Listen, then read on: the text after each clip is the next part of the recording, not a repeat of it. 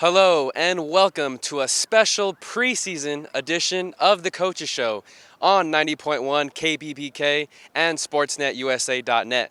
I'm Noah Alvarez. I'll be joined alongside Ryan Osborn and Mark Pavlovich as 2019 Fullerton football season is right around the corner. The dog days of summer without football are soon to be over. But before we get into 2019, let's take a look at what happened in 2018. 2018 was a year that was filled with many highs and lows for the Hornets. On the field, they were a nightmare for opponents, and they wound up winning all 10 of their contests by an average margin of 20 points. However, as part of the sanctions handed down by the CCCAA, Fullerton College was not allowed to participate in postseason play. Despite that, the Hornets put together one of the most talented rosters in all of California. A total of 49 players transferred onto the university level in 2019. Last year's team had a stout defense that set the tone early and often in each game.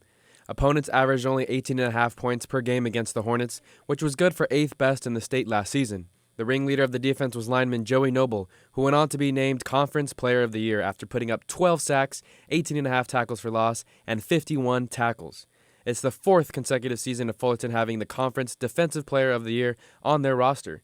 Joey Noble is now playing for the University of New Mexico football program. As a unit, Fullerton's defense compiled 40 sacks last year, which was tied for 8th best in the state.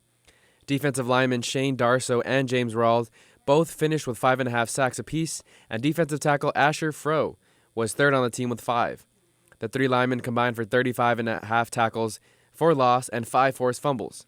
Darso is now playing at Robert Morris University, Rawls is a member of the Oregon State Beavers, and Froh will be playing this season at the University of North Texas. The Hornets' defense was prolific at taking the ball away.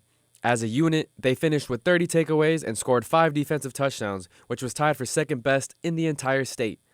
Leading the way was freshman cornerback Xavion Steele with 4 interceptions as he returns in 2019 for his sophomore season. Safeties Kari Henley and Troy LaFridge and cornerback Jay Brown each finished the year with 2 interceptions and are all playing at the next level this year. LaFridge will be playing at Utah State, Henley is at Central Methodist, and Brown will be playing at Davenport University. Reggie Whitfield also recorded 2 interceptions last year and will be returning his sophomore season alongside Steele. Linebackers Peter Kazibwe and Cole Hanson were both named second-team All-Conference last season, combining for 88 tackles and 13 tackles for loss. Kazibwe went on to transfer to Texas A&M Commerce, and Hanson will continue playing at UC Davis. Linebacker Jaden Gardner and Ryan Simpson are also moving on to the next level. Gardner will join Brown at Davenport University, and Simpson will be playing at Arizona Christian. On the offensive side of the ball, the Hornets were led by sophomore quarterback Gresh Jensen, who finished the year with 22 total touchdowns, 2,333 passing yards, and only 5 interceptions. He's continuing his football career at Texas State this fall. Jensen had a talented offensive line in front of him that allowed him to have a clean pocket much of the time. He was sacked only 9 times on the year and gained 289 yards on the ground. Both offensive tackles, Jacob Jankowiak and TJ Stormont, were named first-team All-Conference last season, while guard James Stanton was named to the second team. Jacob Jankowiak is on his way to New Mexico to join Joey Noble as part of the New Mexico Lobos. Stormont and Stanton are both headed to the state of Colorado, Stormont playing ball at Colorado State, while Stanton will be playing at Northern Colorado. The Hornets used a plethora of wide receivers last season, but Juwan Johnson finished with the most yards and receptions on the way to being named first-team All-Conference. He will continue his football career at Louisiana Tech. Other leading receivers Robert Downs and Dennis Houston will be continuing their football careers as well, Downs at New Mexico State and Dennis Houston at Western Illinois. The Hornets used plenty of running backs as well in 2018. Infant Eckford, Lucky Avenger, and Jair Moore all finished within 100 yards of each other as they compiled 1,056 rushing yards and 10 total touchdowns. Jair Moore will join Stanton at Northern Colorado, while Avenger will return this season for his sophomore year. That was the 2018 season in a nutshell. A lot more to look forward to in this upcoming season. Let's take a look with Ryan Osborn. Thank you, Noah, as we take a look at how the 2019 schedule is going to shape up for the Fullerton College Hornets. It's going to be really tough at the start for Fullerton College because the first 4 weeks of the season, every single one of those opponents is going to be tough. really, really hard road for Fullerton College as they start off in September. We start off with Golden West, who comes to Yorba Linda in what is known on SportsNetUSA.net as the Battle of the Booths. Golden West last year 6-5, but they made it to the Southern California Bowl against Cerritos. Now, at the time, the Rustlers were led by Bo Kalbacher at quarterback, who threw for over 2,400 yards, 19 touchdowns, and 13 interceptions. However, the Rustlers' offense was a struggle all of last season to find consistency. Sometimes that consistency and inconsistency would kind of meld in a single game, as we saw in week number 2 against San Diego Mesa, where Golden West started off the first half with a decent-sized lead, and then in the second half ended up losing by a couple scores. Now, Golden West also found offense to be at a premium at the running back position, as no one in their running backs or running back core was able to get over 350 yards rushing for the season. However, the Rustlers, when they face Fullerton in week number 1, are going to have a big-time part of their attacking core back in David Atencio. Atencio had 50 receptions for over 500 yards to go along with 4 touchdowns. He was one of the favorite targets of the aforementioned Bo Kalbacher. He's going to be back for Golden West, and that's going to be a huge pickup and target for the Rustlers. However, you could argue that the biggest loss for the Rustlers might be on the defensive side of the football. David Aldapa moved on from the Rustlers after leading the team in tackles with 61 and 5.5 tackles for a loss. He moved on and became a Washington State Cougar. Now that's just week 1. The Battle of the Booths takes place week number 1 in Yorba Linda. For week number 2, perhaps one of the toughest games, or maybe even we'll say one of the more hyped up games in the entire schedule for 2019 for Fullerton, shows up in the form of the Riverside City College Tigers.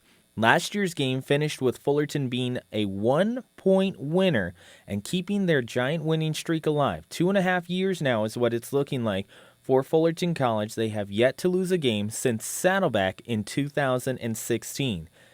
This year, when you look at the Tigers, they'll be down their top linebacker, top pass rusher, and top cornerback. Nick Figueroa and Vic Viramontes, defensive end and linebacker, both of them move on to Division I programs. When you look at their stats, they accounted for over 45% of the team's tackles for loss. Now the Tigers are going to have to account for that in addition to an offensive loss. Stone Smart, who is one of the better QBs in all of Southern California, will also be moving on. He transferred to Old Dominion in the offseason. This is a rivalry between Fullerton College and the RCC Tigers that has truly become heated in the last, we'll say, 7 years or so.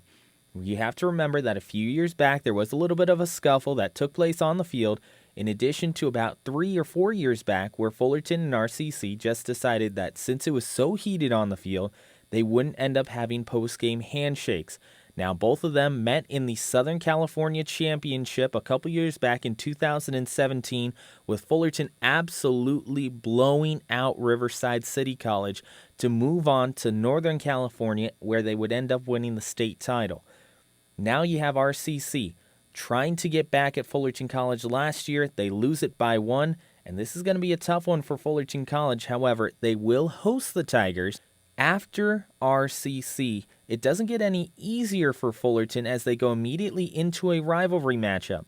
Santa Ana, one of the longest standing rivalry games in the history of college football in the United States. Santa Ana and Fullerton College take on one another in the key to the county game. The Dons, as mentioned by Noah earlier, lost to the Hornets last year by a final of 85-0. It was the most lopsided game in key to the county history. Now the Dons are looking to win their first game in over 13 years in the series. In fact, if you go back over 20 years, there's only been one win for Santa Ana College. They are trying to change that here in the 98th edition of the playing of the Key to the County game. There was a lot of bad blood between both of these two sides in the offseason.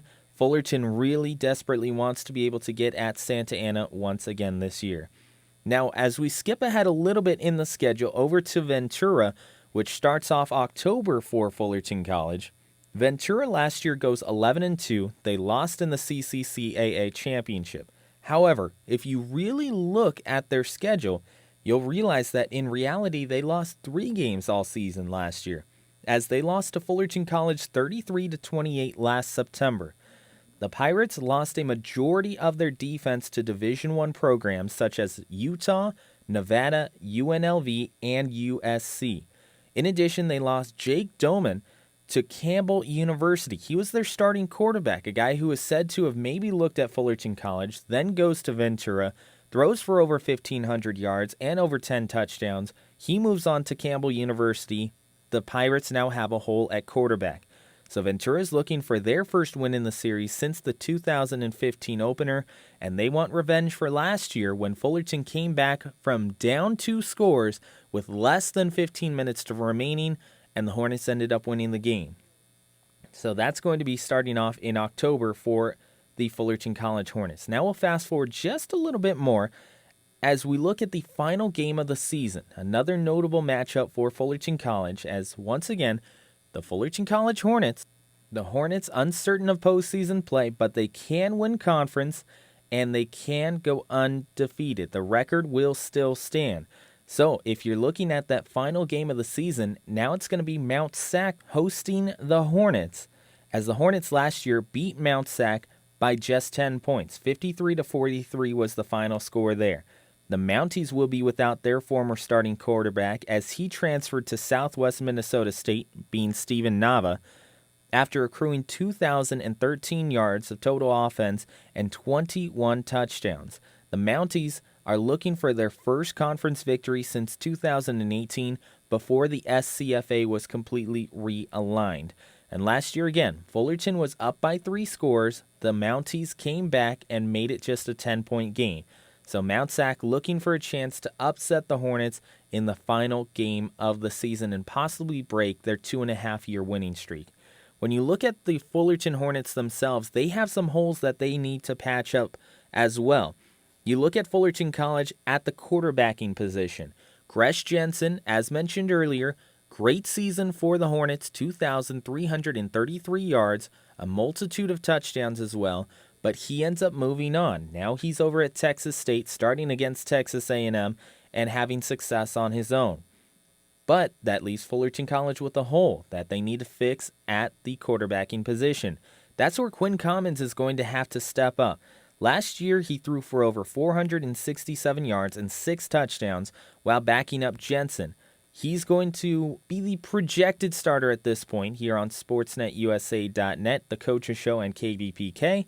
So he's got to fill that void for Fullerton and step into Garrett Campbell's offense immediately. He might get some help as well in the running back position, as Lucky Avenger will be back for the Hornets. He started last year right next to Enfant Eckford, and he ended up rushing for over 350 yards for the Hornets and an additional 2 touchdowns as well. So he's going to return for the Hornets, looking to have a good start. Now, if you really want a chance to look at how this season is going to go on offense for Fullerton, you have to look at how Quinn Commons is going to react to seeing his first couple of starts against Golden West and RCC. It's going to be a test for the Hornets. The first couple of weeks are not going to be easy. The entire month of September is not going to be easy for Fullerton College. However, if they want to keep their 2.5-year winning streak alive, they have to be able to get past Golden West, RCC, Santa Ana, and Southwestern. The rest of the way, you have Ventura and Mount Sac, who are 2 big rivals that they have to go against in the 2019 schedule. A friendly reminder that the Fullerton Hornets kick off their season against the Golden West Rustlers September 7th at 12 noon. Mark Pavlovich, Corey Nayland, and Rashawn Haylock on the call. The Battle of the Boots here on SportsNetUSA.net. You're not going to want to miss it. For Ryan Osborn, Mark Pavlovich, I'm Noah Alvarez. Thanks for tuning in to the preseason edition of the Coaches Show on 90.1 KBBK and SportsNetUSA.net.